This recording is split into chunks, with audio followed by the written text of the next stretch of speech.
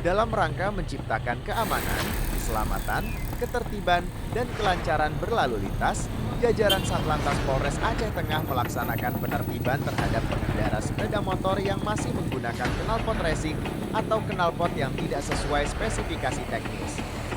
Penertiban ini dilakukan sebagai bentuk respons atas keluhan masyarakat terhadap kebisingan yang ditimbulkan knalpot racing, sekaligus untuk meningkatkan kesadaran pengendara agar mematuhi peraturan lalu lintas.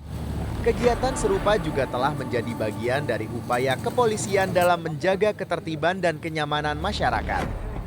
Dalam kegiatan tersebut, petugas melakukan penertiban terhadap knalpot brong dan menerapkan ketentuan yang berlaku kepada pengguna jalan yang melanggar, serta mengimbau masyarakat untuk menggunakan knalpot standar pabrikan dan melengkapi kelengkapan berkendara.